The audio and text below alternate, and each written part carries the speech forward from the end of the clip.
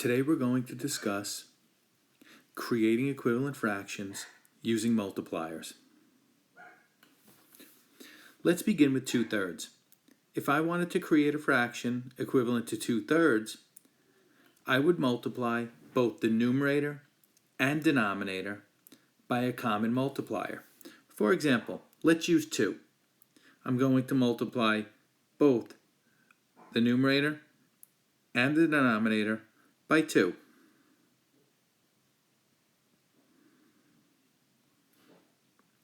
Two multiplied by 2 is 4. 3 multiplied by 2 is 6. Therefore, 2/3 is equivalent to 4/6. When we use a common multiplier and multiply both the numerator and denominator, we create an equivalent fraction. Let's look at another example. We'll take 2/3 once again, and this time choose a different common multiplier. Let's multiply both the numerator and denominator by 3.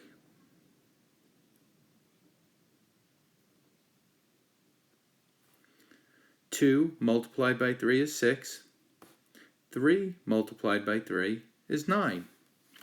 Therefore, 2/3 is equivalent to 6/9. Once again, notice we used a common multiplier. We multiplied both the numerator and denominator by 3. Let's look at another example. We'll begin with 1/5.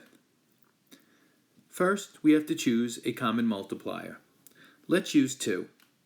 So I'm going to multiply both the numerator and the denominator by 2.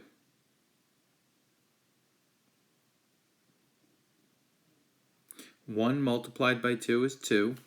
5 multiplied by 2 is 10.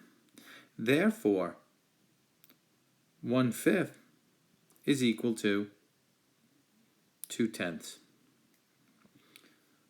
Notice, once again, we used a common multiplier to create equivalent fractions. Let's look at one last example. Once again, we'll begin with 1/5. Let's use 5 as our common multiplier. So we're going to multiply both the numerator and the denominator by 5.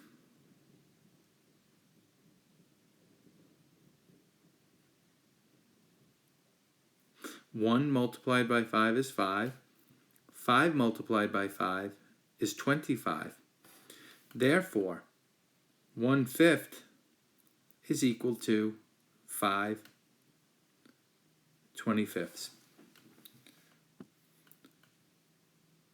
We used a common multiplier of 5 to create equivalent fractions.